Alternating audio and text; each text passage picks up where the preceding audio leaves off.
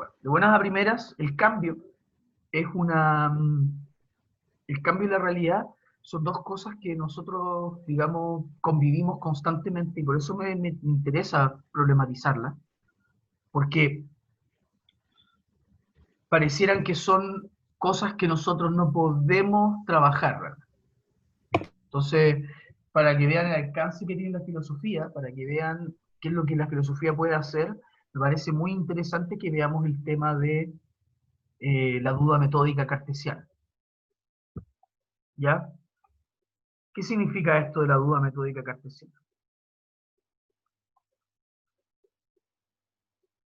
Hay un filósofo que se llama eh, René Descartes, que cree que para obtener un conocimiento puro, sin ningún tipo de duda, hay que realizar algo que él llama una duda metódica. ¿Ya? Y esto nos rastrea, digamos, a los problemas del escepticismo. ¿Recuerdan que se habló en algún momento acá de escepticismo? ¿O no?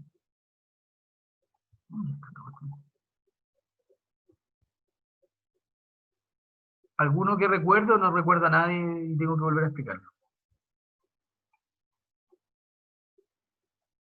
Sean sinceros.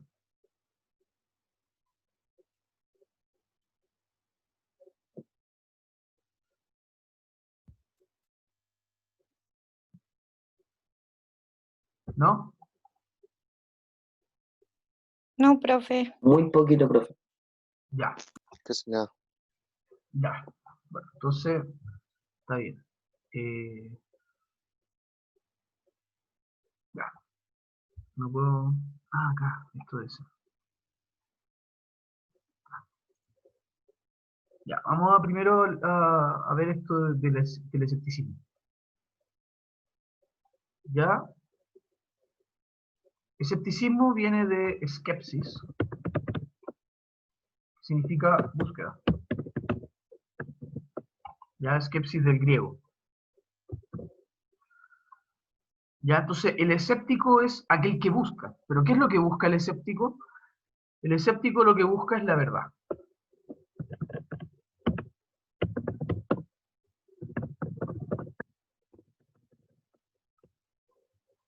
¿Ya? Entonces el escéptico busca la verdad. ¿Pero qué es lo que se encuentra? Que hay muchos problemas para hablar de algo que sea verdadero.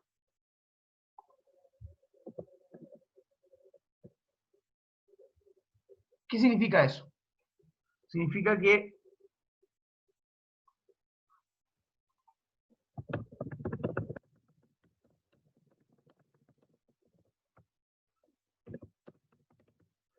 nadie ha dicho nada que sea 100% seguro. ¿Ya? Es decir, el escéptico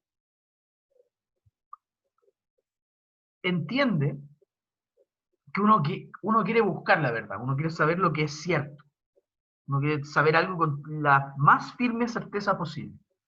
Pero se da cuenta de que nada de lo que tenemos como conocimiento humano puede estar en ese grado de certeza. Entonces, para el escéptico, no se trata de que no hay conocimiento, ya como muchas personas piensan. De hecho, si ustedes lo buscan ahora en Google, van a encontrar esa primera interpretación. Ya, pero para los verdaderos escépticos, eso también es un dogmatismo.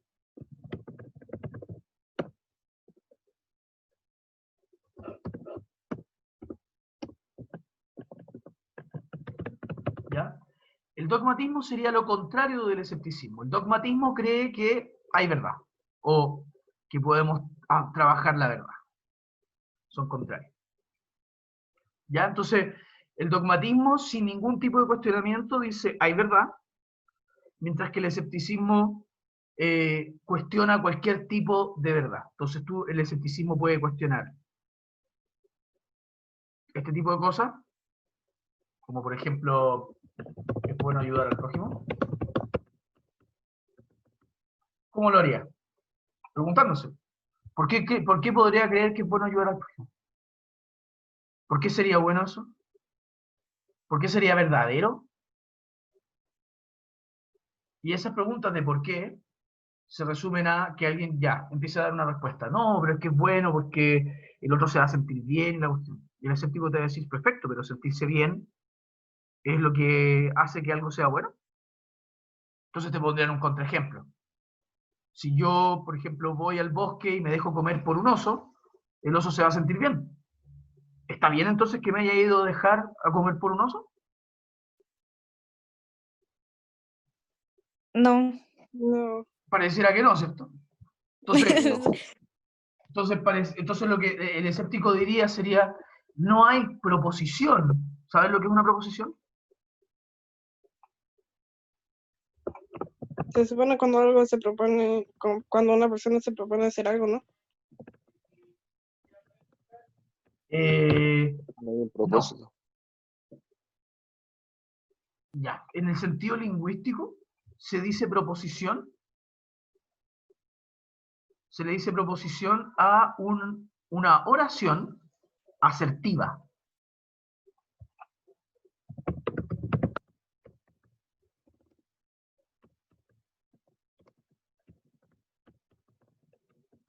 ¿Ya? Una oración asertiva. ¿Se acuerdan de qué es una oración? No, no del rezo.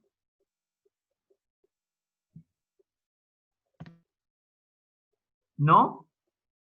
No, profe, normalmente no.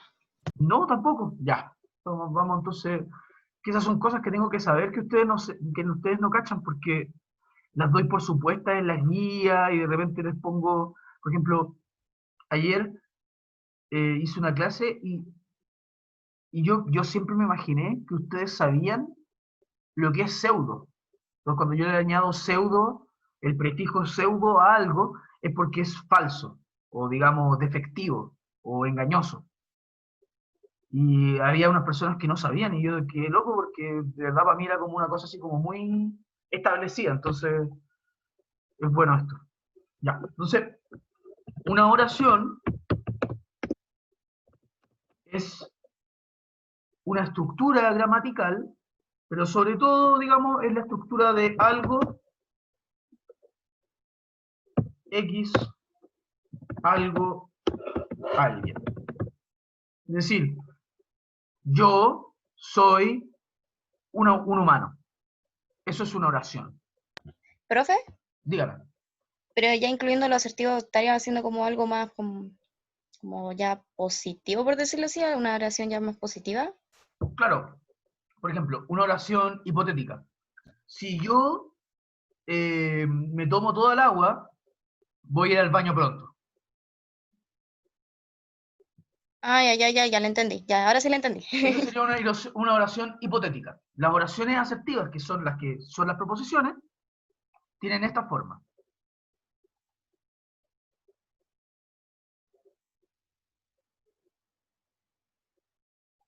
Serían iguales a... se dice también así. S es P. Una oración asertiva es decir algo positivo acerca del sujeto de la oración. Es súper importante en esto. Acá, en las oraciones, tú tienes sujeto y predicado. X, recuerden que es el verbo. Voy a dejar eso en constancia porque no va a faltar el que interprete esta cuestión. Como que X ahí. ¿Ya? Eso es el sujeto y esto de acá en adelante es el predicado. Entonces, ¿por qué es importante eso? Porque la historia y la filosofía siempre hemos pensado que el sujeto y predicado gramatical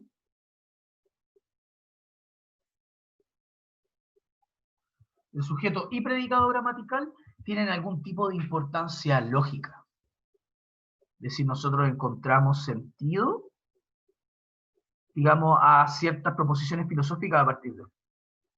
Por ejemplo, Ah, vale. si yo digo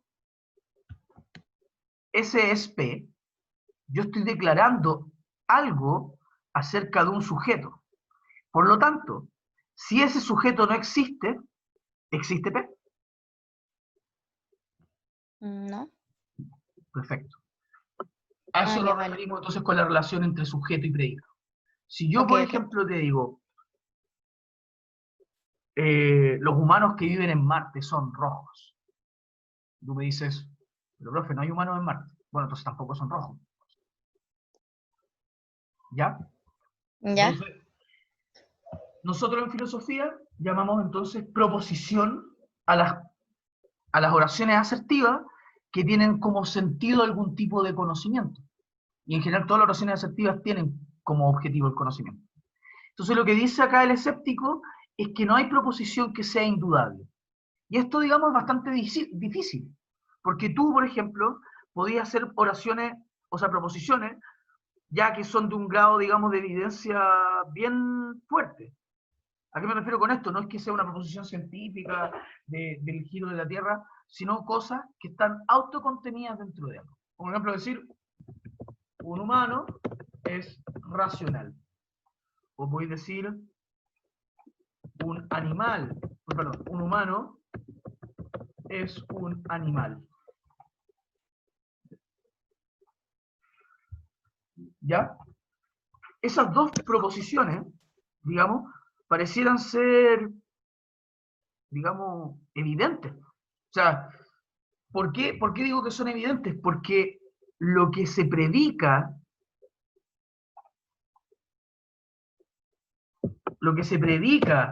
del humano, recuerden, estructura S es P, S es P, lo que se predica del humano es aquello que lo define.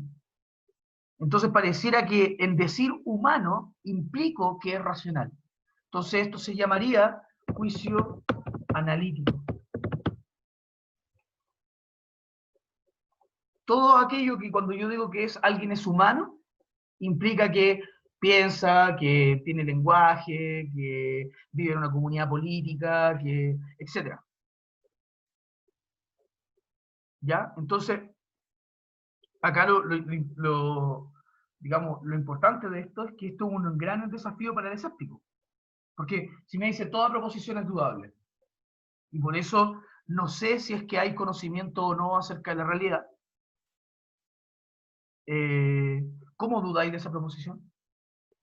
O un ejemplo mucho más clásico, digamos, de juicio de verdad necesaria, digamos.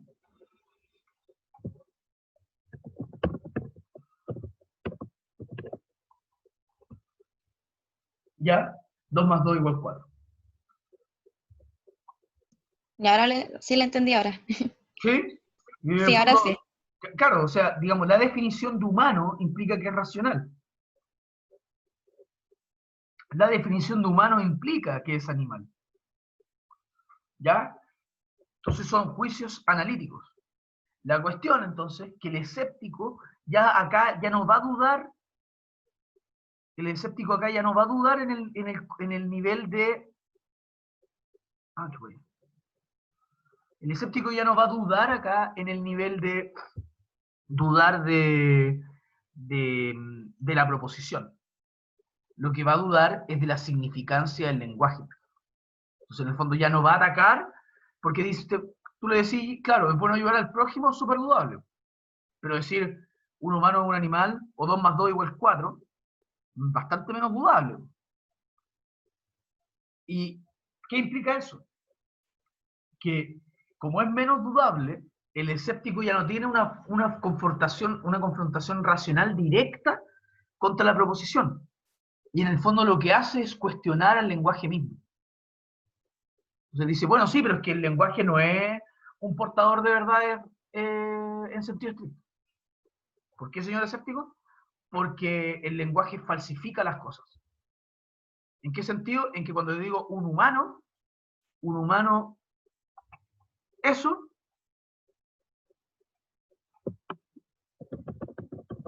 no es igual a, disculpen el dibujo feo que voy a hacer, pero a un humano. Entonces, en el fondo, cuando tú estás diciendo un humano racional, en el fondo estáis jugando con unos sonidos que podemos hacer nosotros, que le llamamos lenguaje. Y le estáis diciendo a las cosas como son. Pero tú decís, un humano es racional, pero las cosas no le afectan en nada. Porque el humano, yo les puedo decir a ustedes, oigan, ustedes son animales racionales. ¿Y eso les cambia en algo lo que ustedes son? ¿O modifican algo lo que ustedes son? ¿O afecta en algo a lo que ustedes son? Pareciera que no.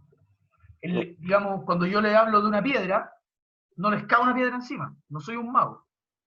No, lo que yo digo no se hace ley como Dios en la Biblia. Hágase la luz y aparece la cuestión. ¿Cachai? No, yo no hago eso. Entonces, en el fondo, para mí, hay una diferencia entre el lenguaje. Oye, qué horrible lo que estaba haciendo. No.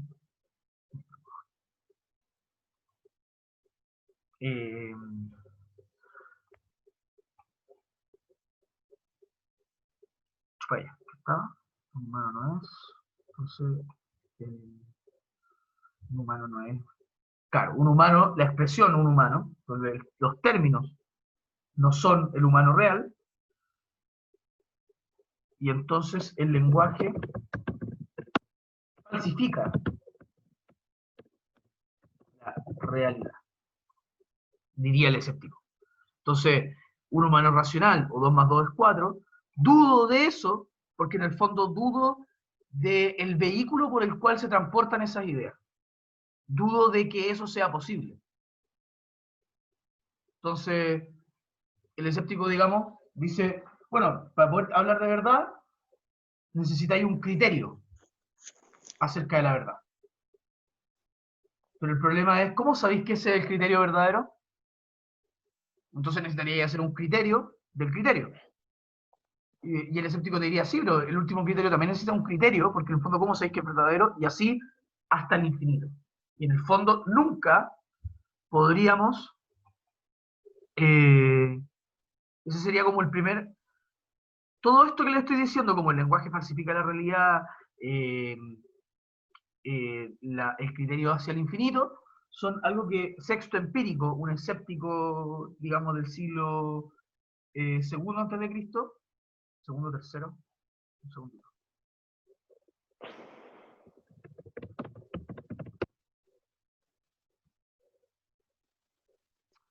Segundo siglo antes de Cristo, perdón, segundo siglo después de Cristo, llamó topos, lugares, ¿ya? En griego topos.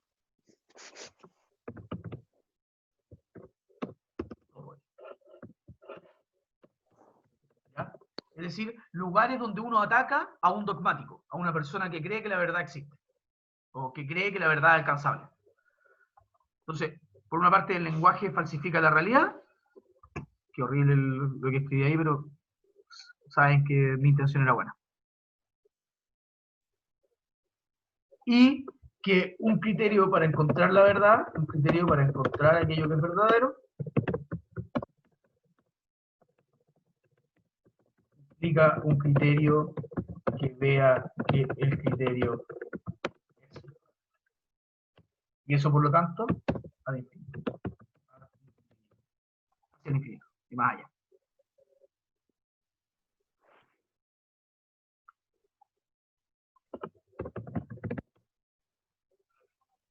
Entonces, el escéptico parte afirmando que no puede saber si es que hay verdad o no hay verdad. Ese es justamente el punto de él. No sé si hay verdad o no, y por eso yo soy escéptico, soy un buscador. Yo busco la verdad, pero en el fondo sé que no se puede alcanzar, porque en el fondo hay un problema categorial, uno podría decir, un problema de alcanzar algo así como la verdad. ¿Ya? Y tanto para el escéptico es tanto dogmático aquel que dice que la verdad es encontrable, como aquel que dice que la verdad nunca es encontrable. El escéptico es una postura moderada. El escéptico no dice ni que nunca se pueda encontrar la verdad, ni que se pueda encontrar la verdad. Dice que no sabe si se puede encontrar o no. ¿Ya? Entonces, así, en el fondo va a destruir cualquier argumento que esté basado en proposiciones, es decir, en esta forma de SSP. ¿Ya? ¿Por qué? Porque alguien puede llegar y decir, piensen que este tipo, sexto empírico, por ejemplo, y también su maestro Pirrón dejó de hablar. Lo que dijo, como decía, bueno, si nada de lo que puedo decir va a ser conocimiento, en el fondo, basta entonces. No hay que hablar más. Y se sacó la lengua.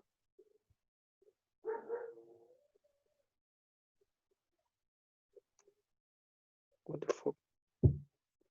Se fue Pirrón, el maestro el maestro, digamos, putativo de sexto empírico. Sexto empírico se siente un pirrónico, pero nunca conoció a Pirrón, digamos. Pirrón es del 300 a.C., ahí sí estoy bien, y sexto empírico 500 años después. Pero la cuestión es que se basan en eso. ¿De qué otra cosa a ustedes se le ocurre que puede dudar? Si este hombre ya dudó de la verdad, porque en el fondo tiene que tener criterio. Como piensen en esto. ¿Cómo sé que la ciencia es capaz de adquirir conocimientos si es que se basa en un método científico? ¿No tendríamos que tener un método para analizar que el método que estamos ocupando sea el correcto? ¿Y no tendríamos que tener un método del método de análisis del método científico?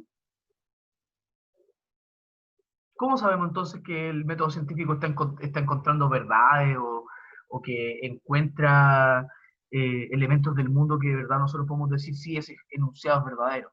Cuando te dicen eh, este gen es recesivo y este gen es dominante. ¿Con qué certezas tengo yo de que lo que están diciendo es necesario, que corresponda con la realidad? Si en el fondo tienen un criterio para decirlo. ¿Cómo sé que ese es el criterio correcto para, para saber lo que está pasando en el mundo? Esos serían, digamos, escépticos actuales. De hecho, en Brasil hay escépticos actuales que lo que plantean es como no podemos saber nada, y de hecho ya lo ponen como en el término de lo que estamos viviendo nosotros hoy en día. La ciencia está tan gigante y hay tanta ciencia hoy que en el fondo encuentra resultados divergentes, así de rígido. Así como tú tenías un estudio en Dublín y un estudio en Sydney, y van a encontrar conclusiones opuestas. Entonces, él abogaba, decía, lo que nos queda ahora es el escepticismo, porque en el fondo, si continuamos con esta cuestión dogmática, de que todo lo que nos dicen los medios es verdad, de que todo lo que me aparece en el WhatsApp o en el Instagram es verdad, que no es que esté como a priori o desde antes en contra de las funas, pero de repente hay gente que la funan y no hizo nada, ¿cachai? Otros están muy bien funados, pero hay otras personas que la funan y no han hecho nada, y hay muchas personas que lo creen directamente porque, no sé, pues lo dijo una mina, la mina se parecía segura cuando lo dijo y la cuestión, y caleta de gente, no, maldito, violador y la cuestión, y el loco nunca hizo nada. ¿Ya? Todo eso, lo que él decía, el filósofo brasileño, era que en el fondo nosotros teníamos que comprender que el escepticismo fundamentaba su postura en que no podemos encontrar la verdad y por lo tanto hay que buscarla. Y mientras tanto, como no podemos encontrar la verdad respecto a algo, sea una cuestión ética, sea una cuestión estética, sea una cuestión lógica, sea una cuestión epistemológica, sea una cuestión, digamos, de conocimiento o no, eh, no sé, tenemos que mantenernos como que todo fuese falso, o sin afirmar, con aquello que los escépticos llamaban epogé. Significa suspensión del juicio, que es lo que hizo, ¿cómo se llama esta cuestión? Pirrón, cuando sacó la lengua, en el fondo se obligó a la epogé, suspensión del juicio. Me hablaron por el chat, creo. No.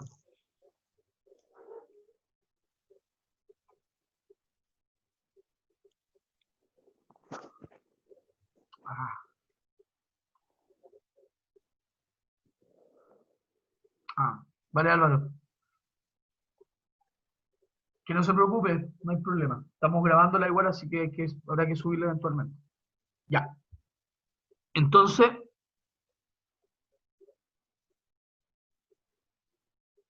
¿qué más se le ocurre que se puede dudar? Muy fácilmente. O sea, si imagínense que este tipo está dudando acerca de lo que puede ser verdad o no, está dudando, digamos, de algo que nosotros consideramos algo bastante sólido, que sería el método científico, está dudando del lenguaje mismo por el cual transportamos nuestras ¿Se puede dudar de la concepciones. historia?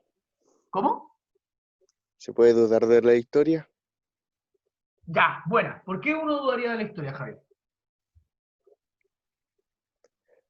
Mm, no sé, Pero pero dale se una me vuelta. ocurrió. Dale una O sea, yo vuelta. creo que es que yo igual ¿Ah? creo que depende en el sentido de como de qué historia estamos hablando. Ya. Por ejemplo, o sea, como la historia de cómo fuimos, cómo fue creado el hombre, por decirlo así, puede ser, o es que hay varios, o sea, habría que pensar mucho. Yo creo que debe ser como algo más específico El ahí. descubrimiento de América, no sé. Ya, ya, perfecto. Pero es que acá nosotros tenemos que hacer de partida una distinción, chiquillos. Súper importante. Historia se llama una disciplina que estudia la historia. Entonces, en el fondo, la palabra historia significa al menos dos cosas. Una, la disciplina que estudia algo, y la otra cosa que significa es el objeto que ello cuya la disciplina estudia esa cosa. ¿Cierto? Que en general se dice ese objeto lo que le pasó al hombre. ¿Ya? Entonces, cuando tú decís dudo de la historia, ¿en qué sentido lo estoy diciendo? Voy a dudar de que acá ahora donde yo estoy viviendo, que es un edificio, alguien construyó este lugar. Voy a dudar acerca de lo que el historiador piensa acerca de lo que pasó.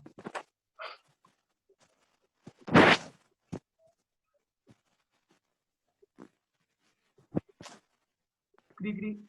Javier, ¿Sí? ¿de qué voy a dudar? No, no sé de qué dudaría. No, no sé, no, pero piénselo bien. Pues. Tengo por un lado los acontecimientos que han ocurrido. De hecho, uno puede hablar de historia universal y puede partir con el Big Bang y la singularidad. Singularidad, Big Bang, etcétera. Historia universal. Los eventos que han transcurrido en el tiempo. Y otra cosa es la disciplina que estudia eso. Entonces yo te pregunto, cuando usted me dice podemos dudar de la historia, ¿está dudando de los acontecimientos que han ocurrido en el mundo o está hablando de la disciplina que estudia esos acontecimientos? El acontecimiento. Los acontecimientos. Ya. Yo creo que el escéptico, por ejemplo, el escéptico tiene un topo. Otro topo hoy, ya hemos visto el lenguaje falsifica la realidad, el criterio para el topos del criterio. Tienen otro topos que se llama no sé nada más que aquello que estoy consciente de haber vivido. Por ejemplo, Pero, profe, dígame. ¿cómo consciente de lo que he vivido? O sea, uno como persona haberlo vivido sin que otra persona se lo diga. Por ejemplo, no sé, otra persona viene y me dice, no, yo viví esto. Y yo le digo, yo no te lo creo porque yo no lo viví junto contigo. Una cosa así. Eh, no, es más radical que eso. Lo que está diciendo es, pero va bien, Krishna, porque en el punto lo que está diciendo es, yo solamente puedo estar seguro de lo que yo mismo he vivido. Entonces alguien llega, me dice, no, loco, yo fui a un carrete y me tomé 5 litros de pisco. ¿Cachai? Entonces tú decís, ya, es mi amigo, puede ser que sea confiable, entonces le creo. Pero no estoy nada para nada seguro de lo que él le acaba de decir, porque este 5 litros de pisco la persona debe morir, digamos. Entonces, el, entonces, digamos, lo que te diría el escéptico es, tú en sentido estricto, solamente puedes estar seguro de lo que tú mismo has vivido. Entonces, para el escéptico sería lo mismo para ti si es que el mundo fue creado un minuto antes de que nacieras o hace 200.000 millones de millones de millones de años. Es lo mismo, porque en el fondo solamente puedes tener seguridad de aquello que has experimentado. Entonces, cuando llega tu mamá y te dice, no, tu cumpleaños es el 6 de agosto. ¿Cómo estás seguro que es el 6 de agosto? ¿Quién te asegura que el 6 de agosto naciste? Mi carnet. ¿Cómo, Álvaro? Carnet. O el. ¿Cómo se llama? ¿El certificado de nacimiento? Eso. ¿Y cómo sabes que no mintieron el certificado de nacimiento? De verdad, Álvaro, tú eres un alienígena que lleva siglos y siglos metido en la Tierra, en una forma de bebé, hasta que tus papás te encontraron, y los médicos dijeron, bueno, pongámosle fecha de nacimiento a pesar de que nunca nació. Nació con la Tierra, digamos. No tenía idea, no podís saberlo. ¿Por qué? Porque no tenéis Claro. memoria de eso. Eres muy chico. Entonces, en el fondo ese es un topos, entonces tenía el topos y tenía el topos de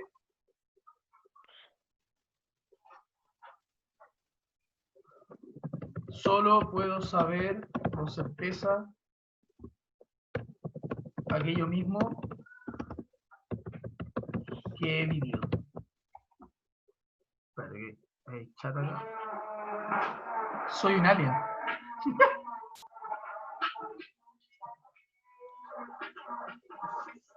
Ya, entonces, no, pero esto era para mostrarle un poco de lo que pasa con el escepticismo, ¿ya? No se preocupen, si ya vamos a parar con esta cuestión loca. Entonces la cuestión es que el escepticismo es el peldaño fundamental que tiene que traspasar la filosofía para producir conocimiento. En el fondo, siempre que tú digáis esta fórmula que está acá, por ejemplo, decir el ser humano es un ser que piensa, la misma forma, SSP, proposición, oración asertiva, el ser humano es un ser que piensa, por ejemplo, que es una base fundamental de la filosofía, o sea, si nosotros no pensamos, la filosofía no es posible, tenéis que sobrepasar al escéptico para poder empezar a hacer filosofía. Entonces, en el fondo, esto nosotros en la historia de la filosofía lo llamamos como los desafíos.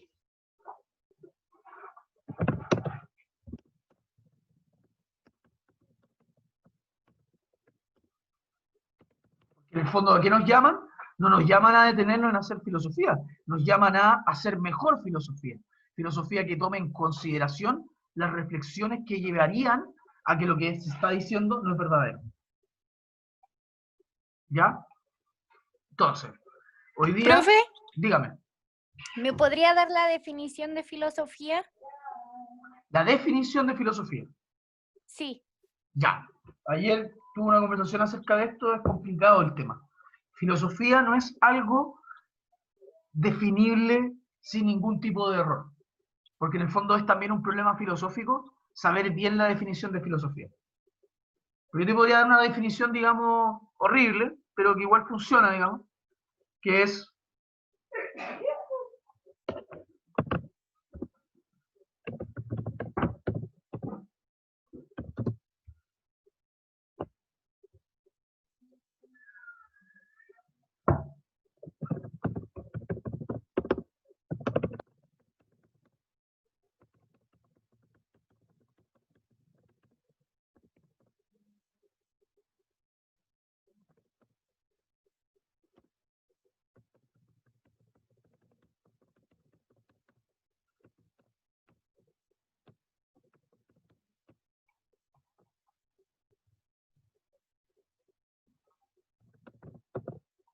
Ahí está. Filosofía, disciplina que estudia los principios o fundamentos del conocimiento de la moral y de los temas. Es decir, de lo que podríamos llamar bello.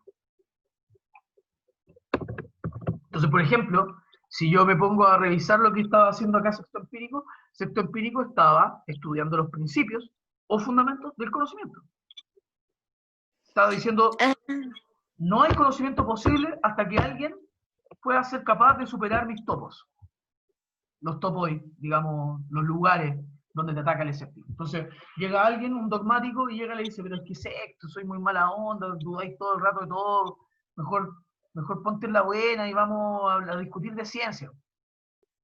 ¿Cachai? Hablemos de historia, hablemos de cómo Alejandro Magno conquistó la India. Y secto te va a decir, no, compadre. No, yo solamente estoy seguro de aquello que yo mismo he experimentado. De hecho, no sé si el mundo se creó un minuto después de que yo nací, o el mundo se creó un minuto después de que yo un minuto antes de que yo adquiriese conciencia. No tengo idea yo de eso. Entonces, pucha, pero sexto ya, entonces por lo menos el sol está. Y ahí llega, y este era el último desafío escéptico que les quería poner, Krishna, antes de que conversemos respecto a esto, es el desafío escéptico de la sensación. Entonces tú le decías a Sexto, ya, pero Sexto, entonces tú por lo menos puedes decirme que el sol es amarillo, o que el cielo es azul, ¿cierto? Y Sexto te diría, pucha, compadre, ¿sabe que de verdad no? ¿Y por qué no? Porque en el fondo, la sensación, a pesar de que es lo único de lo que estoy seguro, miente. Y nosotros vivimos en un mundo... ¿Es mentira entonces sería? No es que sea mentira este mundo, sino que más bien nuestros sentidos, que como captamos este mundo, nos mienten. Profe, a mí me da mucha curiosidad cuando dicen, después de la muerte hay otra vida. Y yo quedé así como, o sea, usted sabe que yo creo en la religión y todo, y ese es un tema aparte. Pero yo digo, ¿será verdad? ¿Moriremos? ¿Estaremos en otra dimensión? Porque uno la verdad es que no lo sabe. Y hay personas que dicen que ellos han visto la luz del camino, pero no se han podido ir por X cosa, o tienen que hacer algo para recién poder descansar tranquilo. Pero igual es algo muy, muy abierto y que no, las personas no tienen el gran conocimiento y no saben la respuesta a ello. No sé si me entiendan como lo que quiero... O sea, pero es que piensa, si Sexto Empírico está dudando, ya no solamente del conocimiento, que uno podría dudar del conocimiento, o dudar de la historia, o dudar del lenguaje, sino que está dudando ya digamos, lo más inmediato que nosotros tenemos. O sea, porque tú dirías, bueno, entonces por lo menos ya no duda de su propia experiencia, de lo que él mismo ha vivido. Y va a llegar y te va a decir, no, también dudo de eso. Porque en el fondo, dudo incluso de que el sol sea del color que sea, porque yo he estado en otras situaciones donde el sol se ve de otro color. Y ha habido paisajes donde los colores cambian, y un árbol que me parecía de este verde en un momento, cuando es un día más claro me parece de otro verde. Entonces, ¿cómo estoy seguro de que mis ojos no me engañan? Cuando meto un palo en el agua, el palo se quiebra. Entonces, lo que diría Sexto es como, tampoco la experiencia, la sensación, aquello que estoy viviendo constantemente, me da ningún tipo de certeza frente a la realidad. Entonces, imagínense el alma, que es algo que ni siquiera es experimentable por el cuerpo. O sea, digamos, yo no puedo ver el alma, no puedo ver su inmortalidad. Entonces, imagínense si puedo dudar de la visión misma, de la vista misma, ¿cómo no voy a dudar de la existencia del alma? Entonces, obviamente para Sexto Empírico, la religión son supersticiones.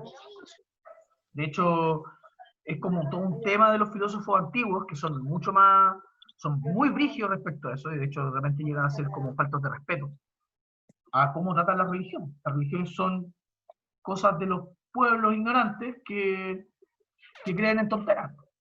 Porque en el fondo las cosas que son, o son dioses ultra espectaculares que en el fondo no están preocupados de nosotros. Porque en el fondo, si Dios es perfecto, ¿por qué estaría preocupado de nosotros, que somos imperfectos? Igual es una buena pregunta. Y luego, Sí, la otra cuestión, pregunta. sí, ¿cachai? Porque si un ser perfecto es un ser que no anhela nada, no tiene nada fuera de sí. Entonces, ¿por qué estaría preocupado? Yo me preocupo cuando no tengo el control de algo. Yo me preocupo cuando algo me falta. Es una Pero, buena... y si es amor, como dice aquí mi El compañero, Sam, sí. Yo también te el podría Sam, decir, cuando yo amo a alguien, ¿es porque eso otro me hace falta o no? Hola, Sam. sí. Si entonces algo me hace falta, ya no soy perfecto. Entonces, por ejemplo, No, Aristóteles considera que Dios, si es perfecto, no puede amar. Porque el amor solamente ocurre en seres imperfectos. ¿Ya? entonces no sería un ser, Diga, diga. entonces no sería un ser perfecto. Sería como para que la gente no se equivoque y no hable así como sería un ser. Ay, es que es difícil, ¿no? De verdad es difícil. No sabría cómo explicarlo. Pero un ser mayor del cual la gente no tiene el conocimiento, pero sí cree en él. Claro. Yo creo que, por ejemplo, Sexto estaría como burlándose de nosotros, así como que, Dudando. de que todavía, bueno, dudando sobre todo, pero de que todavía podamos creer como en nociones de Dios.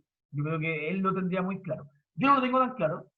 Y, y como tú decís, hay posturas, pero son más modernas, digamos, son posturas de los últimos 50 años en teología, que plantean que Dios no es un ser totalmente perfecto y por lo tanto tiene carencias. Y en la medida que tiene carencias puede amar, etc. Mm. ¿Ya? Por eso también es dudable porque dicen que ya antiguamente en los libros encontraron, no sé, por la Biblia y todo, pero nadie sabe leer exacto esa escritura y la gente la modifica. Ah, bueno, es que eso es lo que hablamos la última vez, que tiene que ver con el origen material de la Biblia. Es decir, el libro que nosotros llamamos Biblia es un libro que tiene un origen humano. Dios no lo tiró del cielo, no nos cayó del cielo la Biblia y venía con la palabra de Dios, sino que son los humanos los que lo escribieron. Y por eso me acuerdo que Sí. hace varias semanas les hablé de, esto ya se sale un poquito del tema, pero creo que es interesante igual, que les hablé de los evangelios canónicos, los deuterocanónicos, los deuterocanónicos y los apócrifos. ¿Ya? Claro, pero Sam, ¿cómo sabéis que están inspirados por Dios? O sea, perfectamente está bien. Tú me puedes decir, no, yo por fe creo que están inspirados por Dios. Pero yo, por ejemplo, que no tengo fe, ¿cómo me convencí a mí de que están inspirados por Dios? ¿Cómo sé eso? ¿Cómo lo mido? ¿Tomo la Biblia y le pego una respirada y voy a saber que está inspirado por Dios? Yo No creo es que la tan... escribió una persona nomás. O sea, es que lo escribió una persona. Yo creo que el Sam no está negando eso porque, digamos, sería como muy raro pensar que alguien pensara como que la Biblia hubiera caído del cielo con la palabra de Dios. Yo creo que él está No, yo me diciendo, refiero a que una persona dijo, voy a hacer algo nuevo, voy a escribir Biblia. Ya, eso. No sé, ah, digo yo, es que no hay pruebas que digan que existe Dios. Bueno, yo soy creyente de Dios, sí, soy muy ya, creyente, pero no hay pruebas de que diga que hay un ser más poderoso que el ser humano. No hay pruebas, pues entonces igual como que igual me cuesta creer, pero sí creo en Dios, en fe. por ejemplo, hay una postura en teología. Está, por ejemplo, en teología la postura de que Dios no es perfecto. Pero también hay una postura como la tuya, semejante, que se dice Deus absconditus. Deus absconditus. En el fondo lo que plantea el Deus absconditus es que tú no sabes, Dios está escondido. Y de hecho se llega a cosas como Dios no es. Que eso es Dionisio de Areopagita, que también tiene mucho que ver con el escepticismo. Entonces él dice, Dionisio de Areopagita y la doctrina del Deus absconditus dicen que de Dios no se puede decir nada, porque en el momento que tú dices algo de Dios, lo falsificas. Cuando tú dices Dios es bueno, en el fondo lo que tú estás predicando de la acuérdense, ese es P, Dios es bueno, lo que tú estás predicando de bondad de Dios no tiene nada que ver con lo que Dios en realidad es. Dios es inalcanzable, indefinible, imperceptible. Entonces, en la medida que es así, cualquier tipo de discurso acerca de Dios es algo que tú no puedes saber. Y por lo tanto, la única forma de ser un buen creyente para Dioniso de Areópago, y es una tradición que después agarra otro filósofo muy interesante que se llama Kierkegaard, es que en el fondo solamente se cree por fe. Y de hecho, para ellos, el punto es que no es racional creer en Dios. Es decir, como no hay pruebas, no hay evidencia, yo me doy el salto nomás. Porque en el fondo ellos consideran que los humanos estamos en relación con esta cuestión que no es. ¿Cachai? Como con este absoluto diluido. Como con una relación de tensión con algo que nosotros queremos que sea perfecto, con algo que nosotros queremos que sea, pero en el fondo no está. Entonces nosotros decimos, como es tan radical Kierkegaard, por ejemplo, que también es un teólogo negativo, que dice algo así como, no es ver para creer, es creer para ver. El milagro solamente se le aparece a aquel que ya cree en Dios. El que no cree en Dios nunca va a ver un milagro. Aunque le caiga una cuestión encima. Por ejemplo, a mí, yo soy ateo, digamos, me aparece una mesa ahora, si se genera espontáneamente en medio de la pieza, yo lo que diría es, bueno, debe haber habido alguna ley de la física que implicó que estos átomos se comprimieron y se transformaron en madera o lo que sea. ¿Ya? Entonces, hay que creer para ver, diría Kierkegaard. Entonces, para él lo primario es la fe. Y el valor de la fe radica en su irracionalidad, en que yo creo a pesar de que me digan todas las razones por las cuales no debería creer. A pesar de que Dios sea una idea contradictoria, a pesar de que si Dios es perfecto no me puede amar, o todos esos problemas lógicos que aparecen de un concepto de un ser totalmente poderoso, tengo que aceptarlo y tengo que tomarlos conmigo. Y ese es mi salto. Por eso se llama la postura del salto de fe.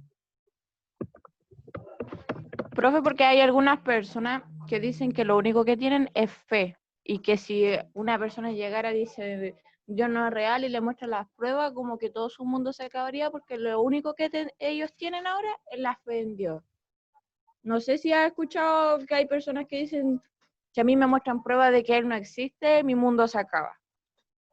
No, yo no soy, no tengo Porque, muchos por ejemplo, amigos ni cercanos. por ejemplo, mi familia es creyente de Dios, sí, somos cristianos, o sea, católicos. Entonces yo igual digo, pucha, si estoy creyendo en alguien, porque yo nunca lo he conocido, con suerte veo dibujos de personas que creen que es así, pero quizás no es así, y como sé que existe, y como sé que me está mirando, porque dice Dios todo lo mira, y no sé. Hay veces que digo, pucha, no existe de imaginación mía, pero me gustaría creer que hay alguien que me escucha, aunque no lo esté viendo, y que me ayudara. Si usted lo piensa así, y a usted le gustaría que eso fuese así, yo creo que lo que te diría Kierkegaard es, acá hay una decisión. Como uno decide, digamos, y para Kierkegaard es la decisión más importante de tu vida. De hecho, él tiene un libro que se llama La enfermedad mortal, que se trata acerca de esto, de la decisión de creer en Dios. Entonces, él lo que te diría es, si para ti vale la pena tener fe, y aunque yo llegue, por ejemplo, llegue el profesor de filosofía y te empiece a decir, mira, estos son todos los argumentos en contra de la existencia de Dios y de su imposibilidad lógica, y tú dices, no, yo estoy dispuesta a considerar que si un ser me va a proteger, me va a escuchar, me está acompañando, vale más la pena que cualquier tipo de razón, Kierkegaard te va a decir, bien, es tu decisión. Por eso yo siempre les digo, yo no estoy acá diciéndoles que lo que tienen que creer o no. Yo solamente les estoy diciendo lo que ha pasado en la historia de la filosofía respecto a estos temas. Ya, entonces... Profe. ¿Cómo? No, les digo que ya entendí, así como eso. No, pero digamos, o sea, es que igual me interesa eso, que en el fondo, cache que la postura que usted está pensando es algo que ya está trabajado, digamos, y que usted queda en todo su poder, digamos. Acá nadie puede venir a decirle, nadie en el mundo puede venir a decirte lo que podéis creer respecto a tu fe o no. Ese es el punto. Ya. ¿Cachai? Entonces, a pesar de que tú encontrís que hay argumentos que debilitan la consideración de Dios, eso no implica que tu fe por él debería disminuir lo más mínimo. Puede hacerlo, sí, porque quizás tenía atado a Dios con lo racional. Pero estos pensadores como Dionisio de Areopagita y Kierkegaard piensan que Dios no está pegado a nuestra parte racional, sino a nuestra parte irracional.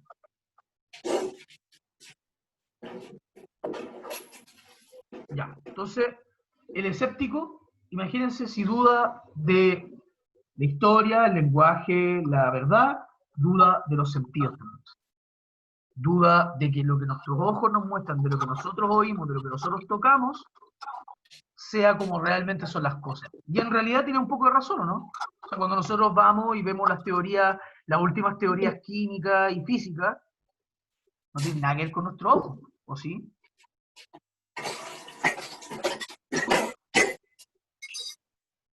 Dale nomás, vale, no te preocupes.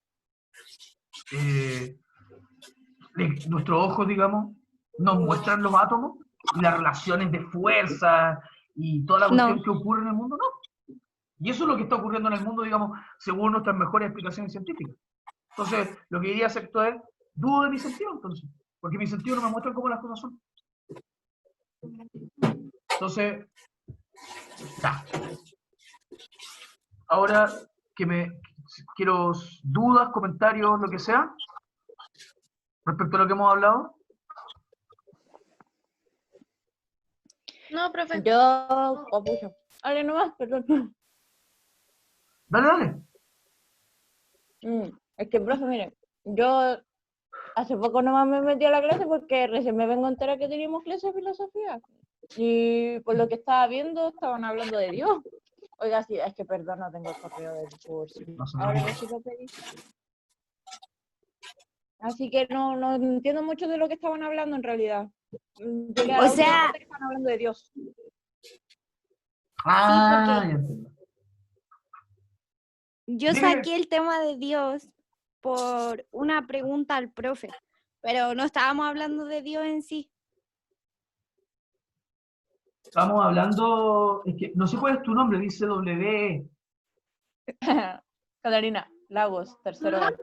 Ya. Cata, estábamos hablando de algo que se llama escepticismo.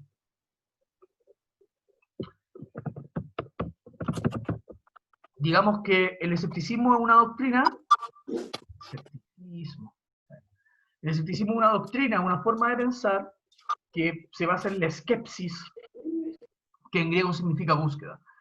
El escéptico o el escepticismo es aquello que busca la verdad, pero lo busca tanto que en el fondo no está seguro de que la verdad exista o no exista, de que se dé la verdad o no se dé.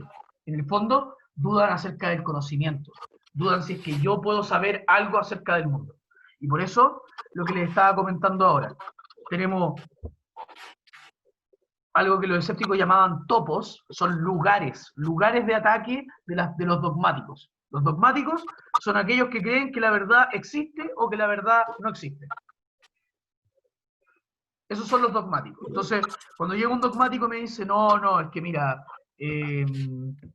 las nubes son blancas, compadre. Y son así, S es P, ¿cachai? Llega Sexto y le diría, pero compadre, o sea, tus ojos están fallados antes. Por ejemplo, has caminado por un lugar muy seco y te has dado cuenta de que a la distancia se ve agua en el suelo y tú decís, por tu ojo hay agua, hay agua. Y después cuando te acercáis, no hay agua. Es una ilusión óptica. ¿Cómo sabéis que el color de las nubes no sea también una ilusión óptica? Entonces ahí el compadre dogmático dice, pucha, pero Sexto, soy mala onda, déjame creer que las nubes son blancas. ¿Ya? Entonces, el escéptico siempre va a poner un signo de interrogación sobre cualquier, que era lo que estábamos diciendo, proposición. Entonces es como de esas personas que dicen que existe Pie Grande y no sé, el Yeti, cosas así, como que buscan la verdad, pero no pueden encontrarla, una cuestión así. Yo diría que justamente lo contrario. Yo diría que lo mismo que estaba hablando recién de Kierkegaard, de que es que creer para ver, las personas que creen en el Yeti y lo ven es porque creen, no porque lo hayan visto. Entonces, yo creo que justamente el escepticismo, hoy, ¿cómo se mostraría hoy el escepticismo? No creer en nada.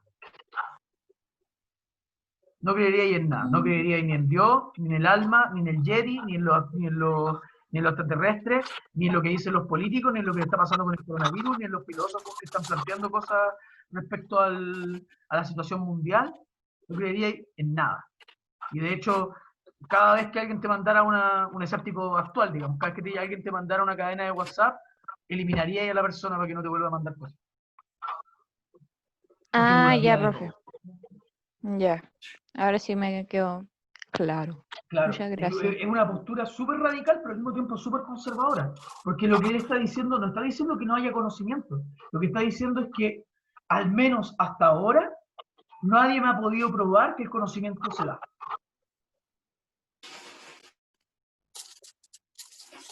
Ya, profe. ¿Ya? Entonces tenemos la proposición, que es una oración asertiva, y una oración es, o sea, perdón, y eso significa, ese es P. Esa es la forma tradicional de enunciar las proposiciones. ¿Ya? Entonces, para resumir un poco lo que vimos en la clase, hablamos del escepticismo, que va a ser, digamos, el lugar hacia donde vamos a caminar ya con la próxima guía, porque ahora vamos a ver a un filósofo que le responde al escepticismo, que es René Descartes. Entonces, tenemos, por una parte, el escepticismo, segundo, lo que es una proposición, oración asertiva, y su forma, SSP, y revisamos los topos escépticos.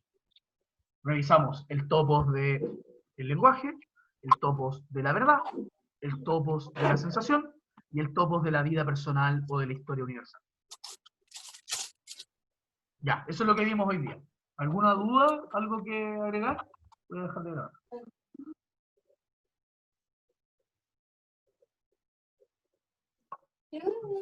No. ¿Nada? ¿Nada que decir? Voy a revisar el chat a ver si alguien habló más.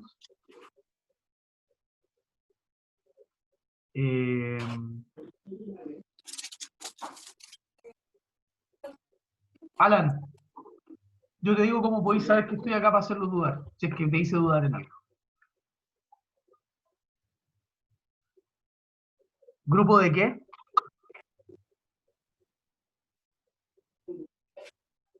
Sí, pues, tenemos un grupo de los terceros medios.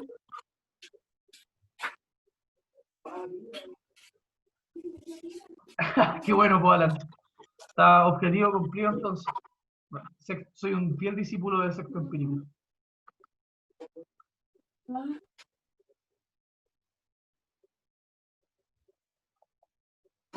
¿Ya? Déjame revisar que tengo este WhatsApp en línea.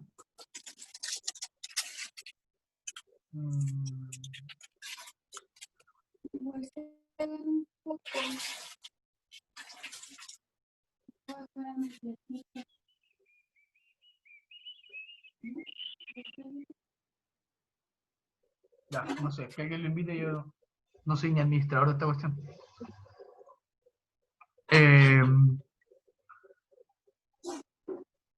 Eso, alguna pregunta? ¿Algo que añadir? ¿Algo que se quiere discutir? Lo que sea. No. No, ¿No? profesor, sí, yo después le tengo que hablar por interno, sí, por un tema de la evaluación. Ya, está bien. Y mi pregunta. ¿Ya? ¿Nadie entonces está con dudas? ¿Están todos claritos de lo que ha pasado, lo que no ha pasado? Sí, profe, está todo claro. ¿Sí? Todo claro, profe. Ya. ¿Les pareció Todo mejor claro. de que al final de la clase como que redondee lo que se pasó como los elementos más importantes o les da lo mismo? No, yo lo encuentro súper bueno igual que lo haga así. Sí. ¿Ya? ¿Sí? Sí, profe. ¿Mejor? Sí. Para mí igual porque me integré al último, así que sí, está bien. Ya, bacán entonces. Bueno, gracias chiquillos por la retroalimentación. Que estén muy bien entonces, pues chiquillos. Chao, profe, cuídese. Chao, Chaito. profe, gracias. Chao, chao, que Profe, esté muy que bien. vaya Bye.